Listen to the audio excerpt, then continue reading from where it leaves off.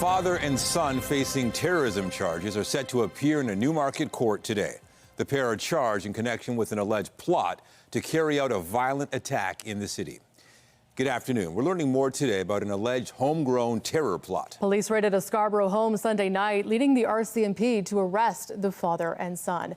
CTV's John Woodward is at the courthouse to bring us the latest on this investigation. John. Natalie, we're still waiting for that court appearance here at Newmarket Courthouse. Expected to appear. They're currently on a 3-day detention hold, and this bail hearing now would allow the court to authorize further detention. Let's show you that video of that raid. You can see the white van connected to the RCMP unit back up on that Scarborough Street, and out of it streams a tactical unit with guns drawn. One of two sites where officers swooped in on Sunday night, the other a Richmond Hill hotel, all to stop what they believed was the advanced stages of planning a terrorist attack in service of the listed terrorist group ISIS. 62-year-old Ahmed El-Didi and 26-year-old Mustafa El-Didi are charged with a number of offenses, including having a machete and an axe. Experts say this may not have been an attack with a firearm, but the potential for damage was there. Very concerning from what you're seeing in the news about that they were planning an attack and they had knives and edged weapons, and that it was an ISIS-inspired in some way that could have been, a grave and serious attack. The unfortunate thing is when it comes to organizations like ISIS, they'll use anything they possibly can to inspire other people to continue to be involved in this type of activity, which is sad in and of itself. But at the same time, it's good to see that the Canadian Intelligence Organization and the Canadian National Police are on top of this. We caught up with some of the neighbors at the Scarborough home that they lived at. They said they'd lived there for about a year and a half, and also in that family was a wife and another son in his 20s. The authorities said both the father and son were Canadian citizens, which had surprised some, given that among the charges is an allegation against Ahmed El-Didi of an aggravated assault in 2015 outside of Canada. The question is how he then returned and possibly gained Canadian citizenship at that point. So the court may hold some of those answers, and we will be watching for that appearance expected early this afternoon. Reporting live from Newmarket, I'm John Woodward. Back to you. Thank you, John. A major update to share with you this afternoon on a story we've been following. Police now say human remains located in Kawartha Lakes are those of a missing Markham woman. Investigators with York Regional Police have been combing a densely wooded area for any sign of 57-year-old Ying Zhang. She was last seen working at a wellness clinic at Woodbine and Steelcase Road last Thursday morning. Police allege she was kidnapped. A suspect was seen nearby with a wheeled green bin and a white Ford van. Police tracked the van to Kirkfield in Kawartha Lakes and say they found a green bin with human remains on Monday. 26-year-old Changlin Yang was arrested Saturday on charges including kidnapping, forcible confinement, and aggravated assault. Those charges have been upgraded to second-degree murder and indignity to a dead body. Police have not said how or if the victim and suspect knew each other as the investigation continues. Well, drivers, take note. You might want to be extra careful where you park today. Starting today, the city is increasing fines for more than 120 parking, stopping, and standing offenses. CTV's Janice Golding joins us live with the details. Janice. Hi, Natalie. Yes, if you are driving in the city today, you better be careful where you park your car because new fines kick in today for 123 offenses. The increased parking fines were approved by City Council back in April with the ostensible purpose of making roads safer and reducing congestion. And some of the fines are really hefty, more than triple what they used to be. Here are some examples. Parking without paying at a meter will now cost you $50. That's up from $30. A ticket for parking on a bicycle path will now be $200 instead of $60. Electric vehicles parked and not actively charging in an electric vehicle charging stall will face $75 tickets. And stopping within an intersection or pedestrian crossover will earn you a $200 ticket. That's up from $85. While the mayor says this is not a cash grab, city staff have said that the increased fines could result in an extra $40 to $50 million in annual revenue for the municipality. Here's what people have to say about the changes, including this man from Richmond Hill who got a rude awakening this morning when he received a $125 ticket. I think it just drive people away from downtown. I'll not come down unless I'm absolutely have to. I don't really believe it, but I guess this is the line they're taking. I think it's pretty high. I feel the city should be fair, considering the inflation rate and everything. I understand they want to reduce congestion, but I still think they should be fair. Speaking to reporters this morning, Mayor Olivia Chow said she would not apologize for the price hikes, saying that they are necessary. Reporting live from Janice Golding now, back to Natalie and Nathan. Thank you, Janice.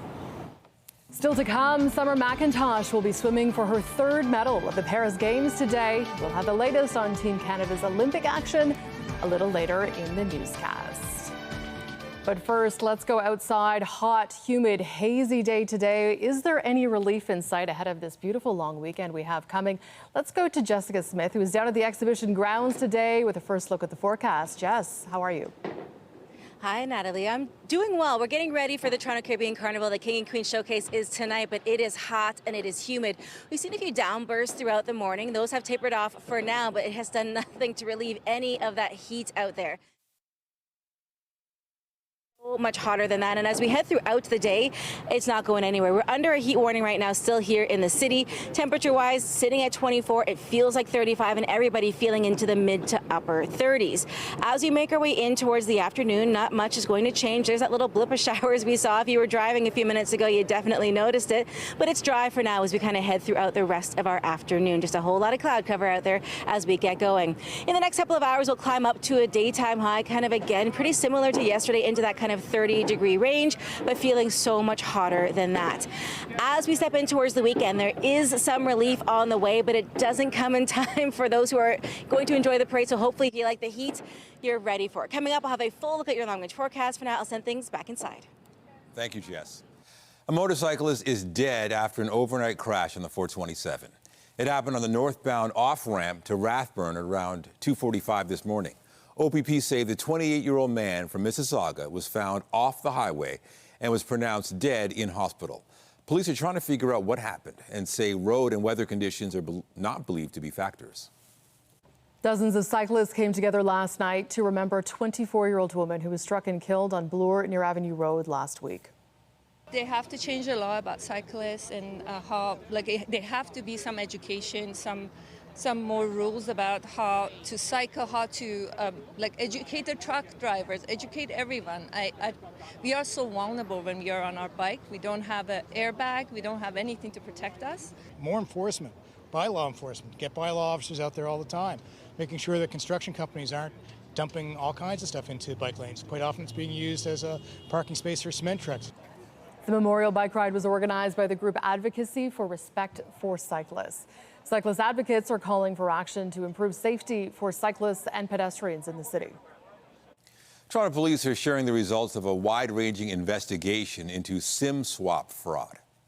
Perpetrators had taken over the cell phone accounts of multiple unsuspecting victims and made changes to the accounts, allowing them to access and compromise many of the victims' online accounts, including those at financial institutions.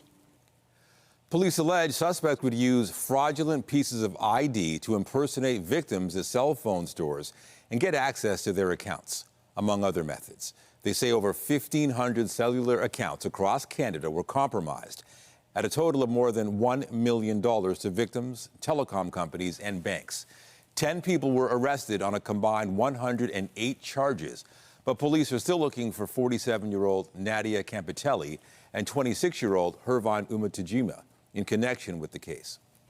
The mother of a man shot by Toronto police last week is speaking out. As her son recovers in hospital, she's questioning the police response to people experiencing mental health crisis. CTV's Raheem Ladani has the story. It was last Wednesday morning when Cheryl Maxey received a call that her son had been shot by a Toronto police officer. Felt like I couldn't breathe, I was crying, I was hysterical. Her 32-year-old son, Tyler Coor, had been shot the evening before in Cabbagetown. Police had responded to reports of a man with a knife near Carlton and Parliament Streets. A large knife bordered by police markers could be seen after the shooting. Coor remains at St. Michael's Hospital in critical condition, where his family says he's undergone multiple surgeries. His recovery is a long ways off. Coor is an Afro-Indigenous man from White Bear First Nation. His family says he has schizophrenia and was having a mental health crisis.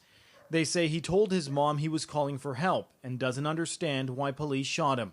Toronto police say, while we understand the public's interest in this incident, as you know, we are unable to comment while the Special Investigations Unit is conducting their investigation.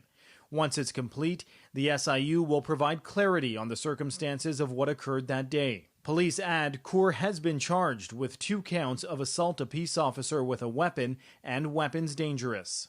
The police violence that Tyler has experienced is the ongoing settler colonial agenda. Demonstrators took to the middle of the streets on Lakeshore and Parliament to advocate for Kaur and what they believe is biased policing against Indigenous people. The Toronto police know that Indigenous people are disproportionately affected by police violence, and they are held in detention longer than any other demographic. For Kaur's mother, she wants to know why a crisis support team wasn't brought in before he was shot. I just wish they would handle mental health more cautious and more understanding, more compassionate to the mental health people. An approach, she says, could have prevented her son from laying in a hospital bed. Raheem Ladani, CTV News. York Regional Police is warning the public about gel guns after 2 youths were charged in 3 incidents involving replica guns in Vaughan. Police say on June 24th, 2 14-year-olds were given warnings after a woman was shot at multiple times with gel projectiles near Lady Dolores Avenue and Lady Loretta Lane. On July 27th, 16-year-old and a 17-year-old were charged after multiple victims were hit with gel projectiles in a parking lot near Bathurst and Rutherford. No serious injuries were reported. York police say many replica guns look identical to real guns and are warning that officers often have to make quick decisions which could have significant consequences. Officials from all levels of government attended a North York synagogue last night to speak out about recent incidents targeting the Jewish community. The event, which was attended by Mayor Olivia Chow as well as MPPs and MPs, was hosted at the Pride of Israel Synagogue. It comes after several recent incidents targeting Jewish businesses and places of worship. The most recent involved a suspect setting fire to several signs in front of a synagogue in the area of Bayview and Fifeshire Road shortly before 3 a.m. Police say the suspect then drove away on a motorcycle and set fire to a sign in front of a Jewish school in the area of Avenue and Wilson. Police are treating the incidents as hate-motivated. We're here because yet another one of our sacred places had been attacked. And I wish that I could say that when I heard the news, I was shocked or I was surprised. But I wasn't. I wasn't shocked or surprised. Nearly 10 months after the horrors of October 7th, Jews here in Canada have come under threat like never before. We know the devastating impact that these crimes can have on victims, communities, and society as a whole. We are committed to strong and thorough hate crime investigations, which require consistent police response. Meanwhile, several attendees had to be escorted out for being disruptive during a speech by Liberal MP Yara Sachs.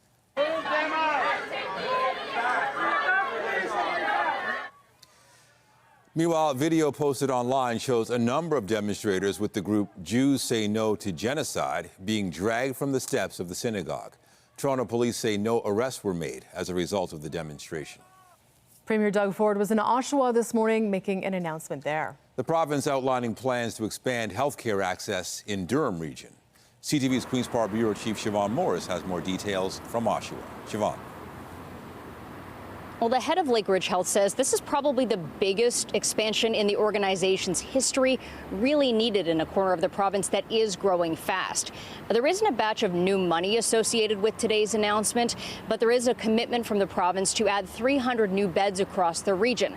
The government's already in the process of doubling the size of the Bowmanville Hospital, but today there is more, all aimed at getting people out of hospital hallways and into beds, but it will take a while. We're going to build a new Whitby hospital. So, Lauren, thank you, because, Lauren, you're the biggest advocate when it comes to the Whitby hospital to improve access to fast and convenient care. We're going to expand inpatient acute care in Oshawa and build a new post-acute care center in Pickering to connect more patients and their families to rehabilitation and recovery supports. Typically what happens around planning for a new hospital from start to finish is about 10 years. The Premier also made news today announcing that his government won't be asking Elections Ontario to redraw the boundaries for ridings in Ontario to match the federal ones. Doug Ford calls what the federal government has done jerry-rigging. Reporting live from Oshawa, I'm Siobhan Morris. Natalie and Nathan, back to you. Thank you, Siobhan. Canadian-born Paul Whelan was set free today as the U.S. and Russia completed their largest prisoner swap in post-Soviet history. Whelan was detained in December 2018 after traveling to Russia for a wedding. He was serving a 16-year prison sentence after being convicted of espionage charges. Whelan and the U.S. have both said the charges were false. Wall Street Journal reporter Evan Gershkovich was among about 24 people set free through the multinational deal.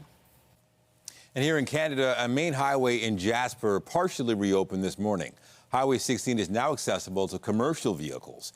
Meanwhile, hundreds of temporary foreign workers are facing a complicated situation now that many workplaces have been destroyed by the wildfire that swept through the town. The Jasper Employment Center is scrambling to help about 90 people per day, replacing lost passports and work documents. All 25,000 people in Jasper were forced to flee more than a week ago. Officials have yet to provide a timeline for when evacuees can return. To Paris next, where Toronto's Summer McIntosh will compete for her third Olympic medal today. The 17-year-old phenom is competing in the 200-meter butterfly final at 2:30 this afternoon, our time. McIntosh finished with the fastest time in yesterday's semifinals. She has already won a gold in the 400 individual medley and a silver in the 400 freestyle. Canada will also go for gold in the women's 4x200-meter freestyle relay final shortly after 4 o'clock. And Canada will look to repeat as Olympic champions in the women's 8 rowing team. It has qualified for Saturday's finals after finishing second yesterday. The Canadians finished with a time of 6 minutes, 4.81 seconds. That was slightly behind the U.S. team that finished less than a second earlier. Meanwhile, Montreal's Felix Auger-Aliassime is playing right now in the quarterfinals of the men's singles tennis event. He's taking on Casper Ruud of Norway, who's ranked 9th in the world. Auger-Aliassime will also be playing in the mixed doubles semifinal with Ottawa's Gabby Dabrowski at Roland Garros. And in women's basketball, Canada lost 70-65 to Australia today. They are now 0-2 in pool play with 1 game left. Now that's against Nigeria Sunday morning. The top 8 teams from the combined ranking will move on to the quarterfinals, and they're set to begin on Wednesday. Meantime, Canadians Nick Taylor and Corey Connors teed off today in the opening of men's golf. Connors is ranked number 38 in the world. Taylor is just behind him at 44th. Golf returned to the Olympics at Rio in 2016 after a hiatus of more than a century. And CTV's Scott Hurst is standing by live with the latest on this. Scott, thank you for joining us. Some medal opportunities in the pool today. What are we watching for this afternoon? Natalie, since the temperatures are soaring in Paris, let's go inside and dive into the pool, as you guys were just talking about. And we're still talking about Summer McIntosh, the Toronto teenager, and the swimming phenom, going for her 3rd medal of these games so far and potential for her 2nd gold in the 200-meter butterfly final. As you said, she had the fastest time in qualifying, so she is looking to add to her already decorated accomplishments at Paris 2024, a gold and a silver, and a chance at another podium today, and a chance at another gold today, and the 4x200 freestyle relay also going shortly after that. So 2 potential podium chances in the pool, and a lot of semifinals going on as well that we're keeping our eye on to see if Canadians can then move on to the finals and other competitions in the pool. So it's nice to be inside in the pool, but under the searing heat outside, as you said, Felix Auger-Aliassime staying hot himself, taking on Casper Ruud right now of Norway, and he is up 1-0 in the quarterfinal match after knocking off Daniil Medvedev yesterday. He has been on quite a roll on the clay courts of Roland Garros, and so he is competing in that quarterfinal match right now. But he's also taking part of a semifinal match with Gabby Dabrowski, for a chance to move on to the finals in mixed doubles. So Felix Auger-Aliassime is really proving that he's been on a roll recently and hoping to add some Olympic medals to his trophy case, which is already quite impressive in men's singles tennis. And when we're talking about who else we are guaranteed to see on the podium, we know that Canada is expecting to get another medal. Tell us about that. We're expecting a medal in boxing, which is something we haven't said in quite a long time. Canada has not won a medal in boxing since Atlanta 1996. So we're talking about Nova Scotia's Wyatt Sanford, poised to break that decades-long drought for Canada in boxing. He's guaranteed a podium finish by advancing to the semifinals of the 63.5 kilo category. The Nova Scotian native defeated his opponent from Uzbekistan. The semifinals will take place on Sunday, but there are 2 bronze medals in boxing, so we're guaranteed a spot on the podium. But of course, the Canadian athlete has his sights set on a better medal than bronze and still has a shot at gold or silver, but we are guaranteed a medal in boxing. Okay, we'll be watching. CTV's Scott Hurst, thank you for the latest on Team Canada in Paris. Thanks, Natalie. As we step into the month of August, we're holding on to a ton of heat. Typically, we only see a few days at about 30 degrees, and we're kicking off the month in true August fashion with a daytime high into the 30s. Coming up, I'll have a full look at your long-range forecast, including what we can expect as we step into the first few days of a brand new month and get ready for what is going to be a busy weekend here in the city of Toronto.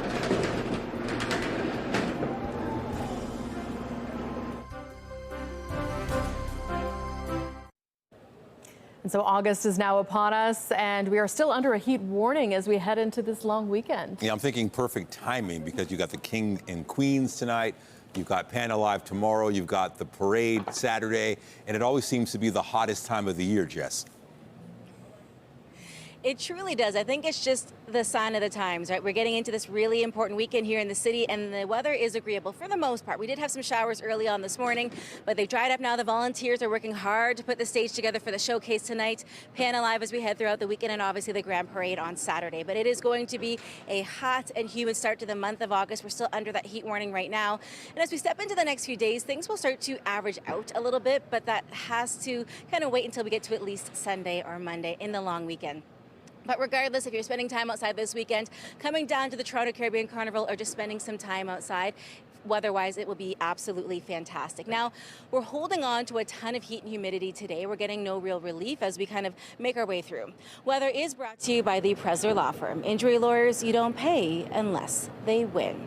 Now, maybe within the last half hour, if you were outside, you saw the rain, but the good news is that's tapered off, and right now we're sitting at 25. It feels like 37. Ottawa, though, they are in it. They are feeling like 39. As we head throughout the day today, we'll see our daytime high kind of hovering around that upper 30 mark and a more southwesterly flow to the winds. Not doing much to kind of help cool anything down. So even down here by the water, it's still quite humid. Sitting at 31 for our high today, feeling like 39. The same through Niagara. That's why we're all kind of under that heat warning.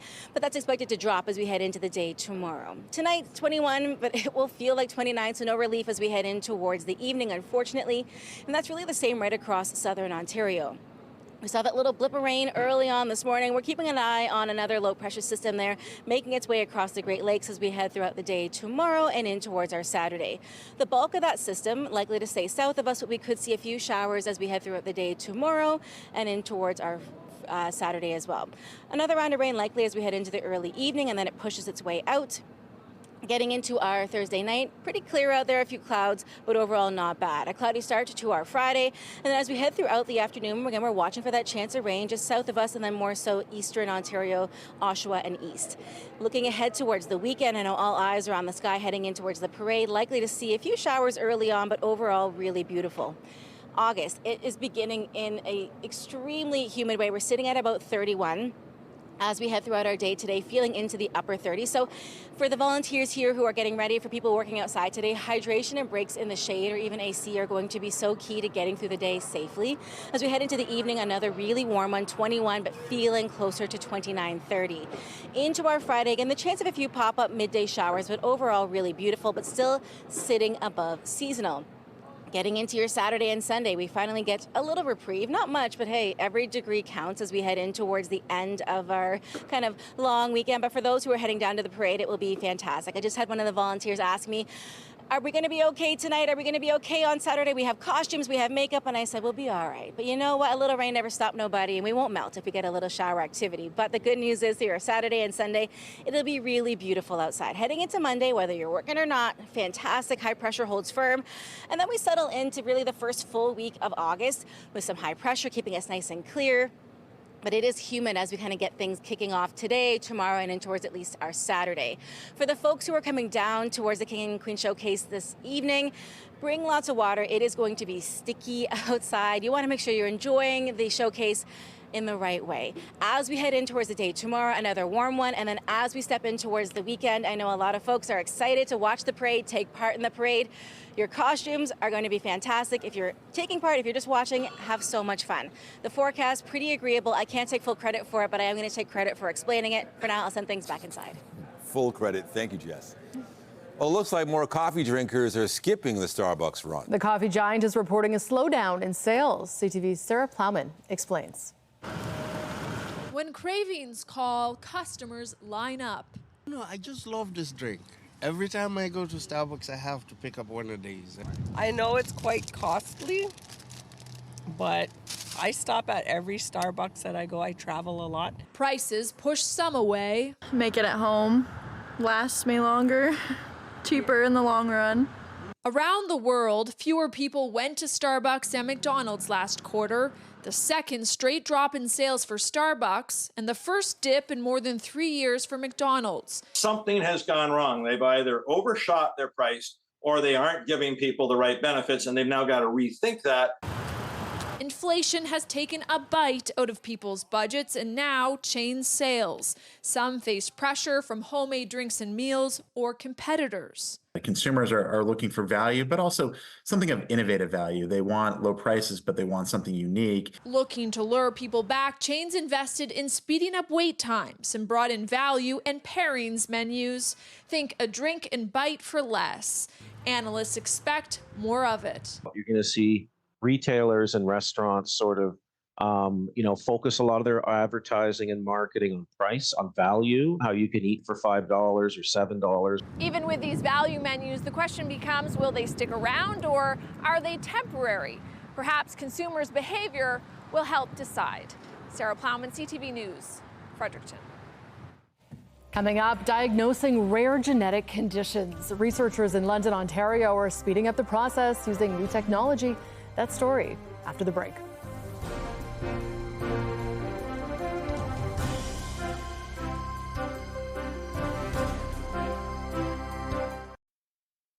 Is a major step forward in the world of medicine. Researchers in London, Ontario are using new technology to diagnose rare genetic conditions that previously could have taken years to detect. The details from CTV's health reporter, Pauline Chan. Epigenomic diagnostics is an emerging field of medicine. We were the first lab in the world to introduce it about 10 years ago. Bekim Sadikovic of London Health Sciences has been developing a new technology that uses AI to analyze blood samples. So having a specific epigenetic biomarker or diagnostic tool to be able to precisely diagnose these patients early is a huge step towards providing ultimately better treatment and care for these patients. The technology, called EpiSign, looks at a patient's epigenome, the unique chemical fingerprint that turns a patient's genes on and off, and it can now help diagnose more than 100 of these genetic diseases that could previously take years to diagnose. Hundreds and hundreds of different genetic conditions exist, and only about 1/3 of patients that have these genetic conditions can be diagnosed using conventional techniques. Sadikovic says the cost is comparable to current genetic testing, and the equipment required is available at most centers that do genetic testing. The key is making the software available. And the latest studies show it can also diagnose diseases triggered in prenatal exposure to chemicals. For example, the condition is caused by prenatal exposure to a medication that's given to patients with epilepsy to control their seizures. So we now have the ability to use this technology to also measure the environmental impact. The EpiSign technology is now being tested in 16 hospitals across Canada, as well as 15 countries around the world, to assess its impact on individuals as well as healthcare systems. Our expectation is that introducing these technologies earlier in the diagnostic odyssey of these patients will not only have a positive impact on diagnosis, but also will have a overall positive impact on health economic aspects. The plan is to introduce this type of analysis as part of routine care for newborns and others with potentially genetic conditions in the near future. Pauline Chan, CTV News. Cancer rates are increasing among Gen X and millennials, and scientists want to know why. American Cancer Society researchers have found higher cancer rates among those groups compared to older generations. The research published in The Lancet says the increase could reflect better diagnostic testing, but the authors want to examine lifestyle or environmental factors. Obesity is a known risk factor for at least 10 of the cancers occurring more frequently. A new CAA survey shows a majority of Ontario motorists admit to taking part in dangerous driving behaviors on the roads. CAA surveyed more than 1,500 drivers across the province over age 18. 55% admitted to risky or unsafe driving over the last year. Speeding was the most prevalent issue, with 41% saying they'd done so, followed by distracted driving, unsafe lane changes, and aggressive driving. 7% even admitted to running red lights, while 86% of respondents said they feel safe driving on residential streets. That figure dropped to 68% on highways with a posted speed limit of 110 kilometers per hour. Pickering's own Shawn Mendes is releasing new music 2 years after scrapping a world tour to focus on his mental health. My hand's still shaking, my mind's still racing. Mendes is planning his 5th album and shared a trailer for it, featuring his song Isn't That Enough. The singer took to Instagram thanking his friends and family for their support over the past few years as he got used to being in the studio again. His self-titled album, Shawn, will be out October 18th. As the U.S. presidential campaign intensifies, a familiar face is expected to return to the SNL cast to portray one of the leading candidates. Good evening, America. I'm Vice President Kamala Harris. This has been a difficult year for all of us, but SNL alum Maya Rudolph has played Kamala Harris since she threw her hat into the ring for the 2020 presidential race. That portrayal won Rudolph an Emmy for Outstanding Guest Actress in a Comedy Series. Now that Harris is the presumed Democratic nominee for the 2024 election, Deadline reports Rudolph will make her return when Saturday Night Live starts up again in September. A spokesperson for the show didn't comment. And we're also getting a first look at an upcoming streaming series starring and executive produced by Billy Crystal. Before is billed as a psychological thriller as well as a supernatural mystery series. It stars Crystal as a child psychiatrist who encounters a troubled young boy who has a haunting connection to his past. Now, the series debuts on Apple TV Plus in October. Fans of HBO's House of the Dragon may want to be on alert for spoilers after the show's season 2 finale leaked online. The realm's only hope is in a leader strong enough to unite it. The Hollywood Reporter says dozens of clips from episode 8, which doesn't air until Sunday, were apparently posted to TikTok this week. Reports suggested the videos were recorded by someone filming a screen with another device. HBO says it is aware of the leak and it is now aggressively monitoring and removing clips from the internet. Nearly 3 years after the first season of Squid Game, we now know when the second season will be out.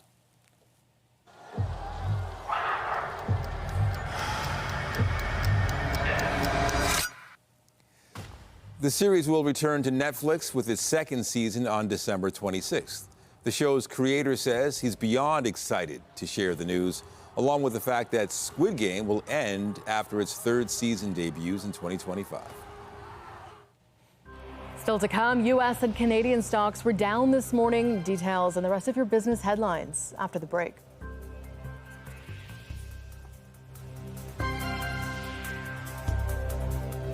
Get Toronto's top stories, breaking news alerts, and watch live. Download the CTV News app.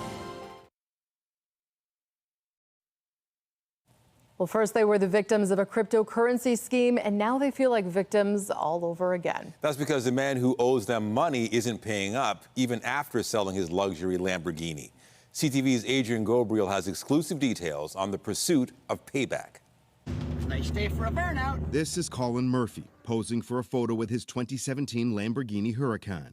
Investors believe that Murphy was an associate of Canada's self-proclaimed crypto king, Aidan Platursky. I started cashing it out and I started spoiling myself. Like Platursky, Murphy promised massive returns on investment. He had some toys and some money. There was a belief on my part that he was legit, for sure. Craig Sutherland says he invested $270,000 with Murphy. Just 5 months after the initial investment, Murphy sent him a message claiming his returns had more than doubled. Though Sutherland soon learned it was too good to be true. Unable to access his earnings, he launched a civil suit and began speaking out. Sutherland has since received word that an individual has been trying to hire someone to kill him. I learned that there's been an offer out there to take care of me, get rid of me. Sutherland hired lawyer Norman Groot to lead his civil case and track down Murphy's assets. Mr. Murphy initially advised that he sold a Lamborghini for $20,000. Though just recently a second alleged victim of Murphy's, who asked we conceal her identity, found Murphy's Lamborghini online for sale at this dealership in Fort Lauderdale, Florida. I had Googled the VIN number and 3 2017 Lamborghini Huracan links showed up. I said to myself, I'm like, we got him. According to an American buyer, Murphy sold the Lamborghini in Las Vegas, not for $20,000, but for $120,000 cash. The buyer's lawyer even sent this photo of the cash exchange. Murphy has previously refused to hand over vital information. Are there any weapons in the house? In 2023, cameras were rolling when lawyer Norman Groot and a private investigator arrived at a home where Murphy was staying to seize his digital devices. A phone was found hiding in the bathroom. Murphy grabbed it and refused to hand it over. When he finally did the next day, it had been erased. Victims claim Murphy is hiding a digital cryptocurrency wallet. He showed me his floating balance that he had on his phone. It was like $1.3 million in his phone. In crypto. In crypto. Murphy was convicted of contempt for wiping his phone. As for the cash from his recent car sale, that too remains a mystery. The big question is, where is the money? It could be in a shoebox under his bed. Murphy is being summoned by the courts to appear and disclose where the missing money from the Lamborghini sale is located. A date has yet to be set. Adrian Gobriel, CTV News. Stocks fell in early trading amid fears that the U.S. Federal Reserve has left it too long to cut interest rates. Andrew Bell of B&M Bloomberg has the latest in business. Hello there. Here are your business headlines. U.S. and Canadian stocks were down this morning, with Toronto losing more than 1% after hitting a record high yesterday. Investors took refuge in U.S. government bonds, pushing the 10-year yield below 4% after a series of weak economic reports. U.S. unemployment claims hit an almost one-year high. The Wall Street Journal says comments from corporate America suggest conditions may be worse than data suggests. For example, the CEO of McDonald's warns that pressures on consumers have, quote, deepened and broadened. Shares in BCE edged higher after the company confirmed its 2024 financial forecast. Revenue and profit matched expectations in the telecom provider's latest quarter, and free cash flow topped consensus at almost $1.1 billion. Telecom stocks have dropped this year amid industry competition, but TD says, quote, we are seeing some sign of improved pricing discipline. BCE is the parent company of CTV and B&N Bloomberg. And finally, Bloomberg says Quebec, source of 72% of the world's maple syrup, is ramping up output even more. This is partly to replenish depleted stockpiles that are set aside to protect farmers against bad harvests. This year's yield of 239 million pounds was bolstered by an unusually early start to the season. The Quebec Maple Syrup Producers Group, which controls most aspects of the industry in the province, is issuing millions more taps, the spigots that draw thawing sap from sugar maple trees. That's the latest in business. I'm Andrew Bell of B&N Bloomberg. Well, there may still be a lot of summer left to enjoy, but airlines are already getting ready for the winter travel season. Porter Airlines announced today that it is launching nonstop flights between Toronto and 2 more airports in California. Starting in December, the company will add routes heading to San Diego and Palm Springs after starting service to Los Angeles and San Francisco earlier this year. Porter has been growing its flight network since starting service out of Pearson after years of operating smaller aircraft out of the island airport. Get ready to pay more for your orange juice. A tree disease is behind the increase in cost. It's known as citrus greening, and it is threatening the entire industry from Florida to California. Orange juice prices are already up 80% in the last 4 years. The Toronto Blue Jays wrapped a 4-game set against the Baltimore Orioles at Camden Yards yesterday afternoon. Goes with the slider and it's crushed. Deep right field. Jackson Holiday with a grand slam onto Utah Street. His first major league home run. The Jays were trailing by 1 until rookie Jackson Holiday cleared the bases in the 5th inning. The Orioles went on to win it 10-4. Toronto has today off before beginning a series against the Yankees in New York Friday.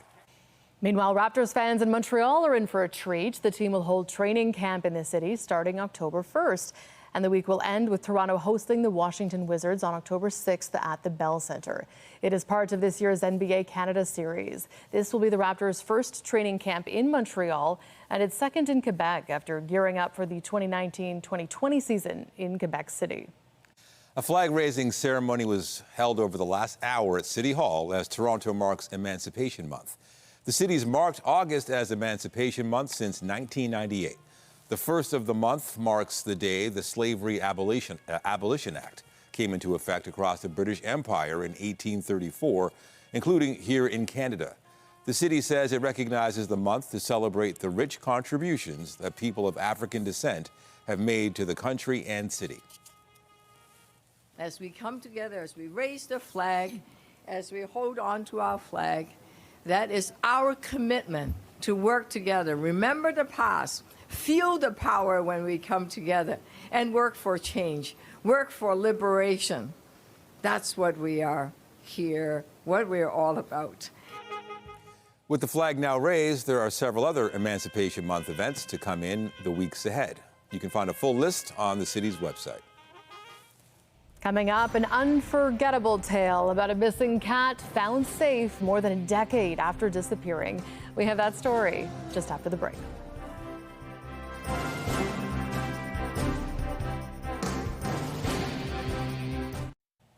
A cat that came back 12 years after going missing. The remarkable reunion is all thanks to another cat owner on the other side of the city. CTV's Scott Lightfoot has the story.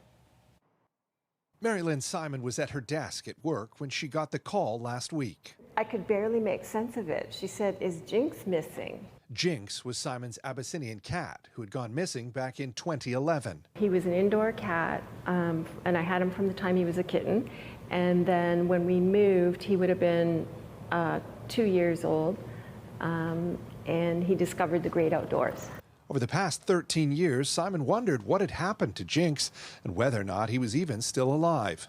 It's difficult. It's sad. And then last week, she found out Jinx was alive and well and had made it some 20 kilometers. Last seen near Dufferin Street and Rogers Road back in 2011 and found last week in Scarborough near Victoria Park in Ellesmere. Did he have an owner, more than one owner? Did he travel by foot? If only he could speak. Jinx can't speak, but the man who found him can. Louis Georgievsky was on his way home from the dentist last Tuesday when something caught his eye at the side of the road. I said, "Oh my God, that's a cat, that bus stop." So I drove, I made a turn, and I come back. Louis scooped up the cat, put him in the car, and drove him straight to his veterinarian's office. I'll ask him to check for microchip. If he has a microchip, we're happy. And sure enough, he had a microchip. And that's where the connection was made, that Jinx had an owner. But when Louis found out that Jinx had been missing for more than a decade... I got a goosebumps just like now. I couldn't believe it. 12 years, cat missing? Wow. For Louis, what made the discovery of Jinx even more emotional was the day that he found that cat. It was the exact same day his own cat disappeared. Now Louis hopes someone else will do what he did and help find his missing cat. That cat is not stray. That cat has an owner. I'm the owner of that cat. The rightful thing is, please bring my cat back. And in the meantime, he's happy he managed to return Jinx to his home and to an owner who missed their cat just as much as he does. Scott Lightfoot, CTV News.